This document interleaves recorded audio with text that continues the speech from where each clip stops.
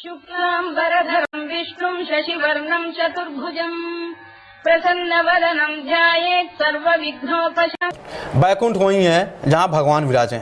9वीं शताब्दी में आदि शंकराचार्य ने देश के चारों कोनों पर वैष्णवों के परम तीर्थों के रूप में 4 धामों की स्थापना की थी। उत्तर भारत में यह धाम बद्रीनाथ धाम के रूप में विख्यात है। इस परम धाम की यात्रा में आस्था और श्रद्धा के भाव सर्वोपरि हैं। बद्रीनाथ धाम की यात्रा का प्रारंभ हरिद्वार से किया जा सकता है। ऋषिकेश, श्रीनगर, कर्णप्रयाग, रुद्रप्रयाग, नंदप्रयाग, विष्णुप्रयाग आदि 5 प्रयागों से जोशीमठ होकर बद्रीनाथ धाम तक का रास्ता दुर्गम होने के साथ ही सुंदर प्राकृतिक दृश्यों के कारण अत्यंत रोचक और आकर्षक है। बद्रीनाथ धाम समुद्र तल से 3050 मीटर की ऊंचाई पर है। अलकापुरी से निकली अलकनंदा की धारा के पश्चिमी तट पर नर और नारायण नामक 2 पर्वतों की तलहटी में श्रीहरि का मंदिर है। पूरी यात्रा मार्ग में बड़ी संख्या में होटलों, धर्मशालाओं, रिजॉर्ट्स आदि के कारण अपने वाहनों से जाने वाले यात्री सुविधानुसार कहीं भी रुककर प्रकृति दर्शन और विश्राम कर सकते हैं। ऐसा ही एक पड़ाव है बिरही। बद्री धाम एक ऐसा धाम जिसे साक्षात पृथ्वी पर बैकुंठ धाम माना जाता है। लोग यहाँ आते हैं अपने पापों को नष्ट करने के लिए।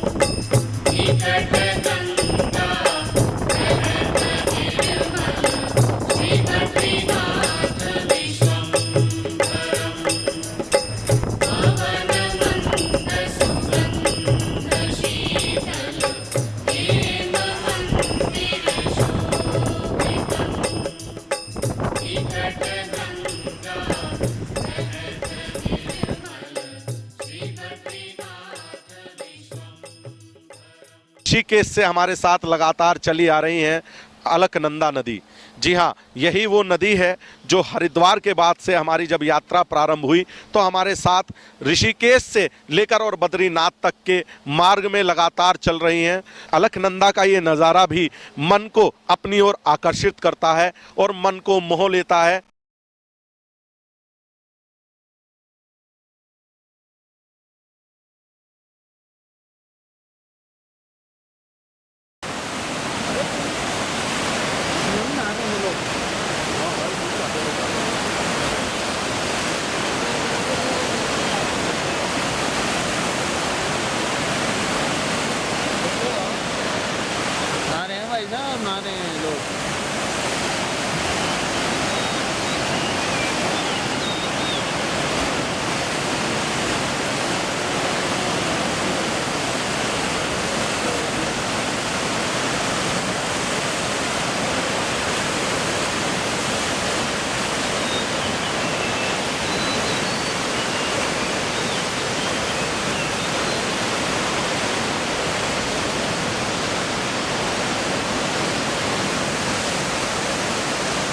कि ये जो नज़ारा है ये भरी गर्मी में, जून का महीना है, 48 डिग्री टेम्परेचर है दिल्ली और एनसीआर में, जहां लोग एयर कंडीशन में भी गर्मी को महसूस कर रहे हैं, ना कि ठंड को। वहीं आप देख सकते हैं कि यहाँ बादल पड़े हुए हैं पर्वत पर, 12 डिग्री यहाँ टेम्परेचर है। बद्रीनाथ धाम की यात्रा अपने आप में सौभाग्य का प्रतीक है। ऐसे में आस्था के साथ एडवेंचर भी जुड़ जाए तो सोने पर सुहागा जैसा हो जाता है। बद्रीनाथ धाम यात्रा के ही मार्ग में गोविंद घाट से सिखों के पवित्र धार्मिक स्थल हेमकुंड साहिब के दर्शनों के लिए जाया जा सकता है।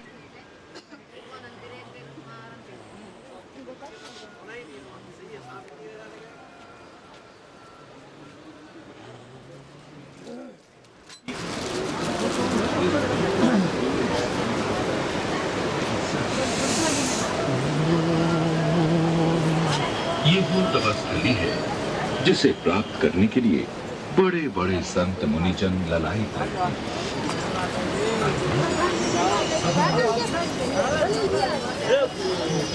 इस दुर्गम यात्रा का अंत होता है बद्रीनाथ धाम पहुंचकर। कठिनाई कैसी भी हो, मौसम कैसा भी हो, यहाँ पहुंचकर यात्रियों का मन पतित पावन लक्ष्मीपति भगवान बद्रीनाथ के दर्शनों के लिए उत्साह से उछाले मारने लगता है।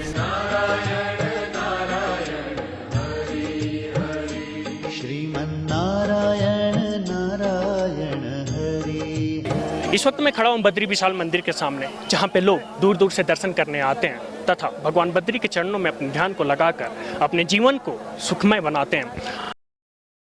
श्री बद्रीनाथ की तपस्थली में उनके दर्शन के लिए पहुंचे श्रद्धालुओं को हाड़ कंपाने वाली ठंड के बीच बर्फीली अलकनंदा में नहीं बल्कि तप्त कुंड में स्नान करना होता है।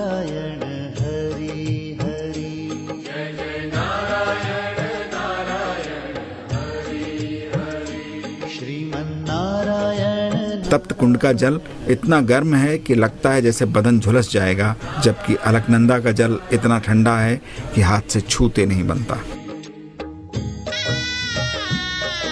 बद्रीनाथ के दर्शन के बाद हम इस छोर पर भारत के अंतिम गांव माना पहुंच सकते हैं।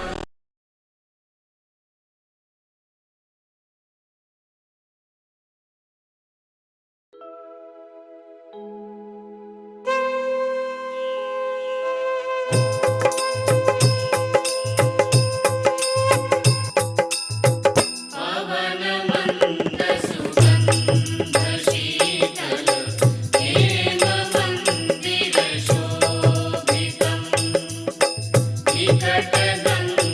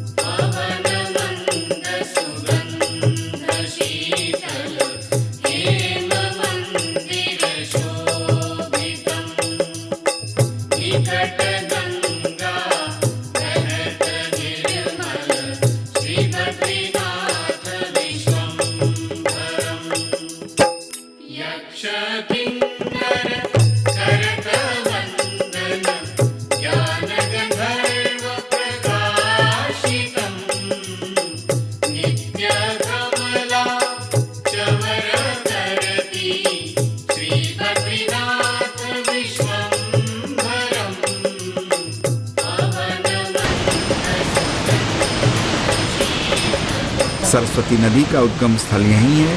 चट्टानों के बीच से निकलती सरस्वती की धारा कुछ ही दूर चलकर अलकनंदा में समा जाती है। मेरे पीछे से ये जो नदी आ रही है ये सरस्वती नदी है।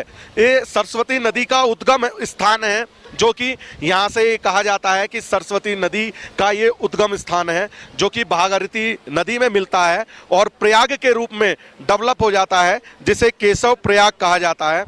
दोनों नदी को मिलाकर यहाँ केशव प्रयाग हुआ। यहीं पर भीम पुल है, जिसके बारे में मान्यता है कि स्वर्ग की ओर आगे बढ़ने के क्रम में यहाँ सरस्वती को पार करने के लिए भीम ने एक चट्टान डालकर पुल बनाया था। यहाँ से आगे बढ़ने पर एक एक कर द्रौपदी और पांडवों की मृत्यु होती गई। अकेले धर्मराज युधिष्ठिर सशरीर स्वर्ग में जा सके थे। उल्लेखनीय है कि वर्ष 2013 में केदार घाटी में आई आपदा का प्रभाव पूरे क्षेत्र पर पड़ा था। श्रद्धालु और पर्यटक प्रकृति से भयभीत हो गए थे, किंतु यह भय अब समाप्त हो चुका है और श्रद्धालुओं का रेला इधर सामान्य रूप से आने लगा है।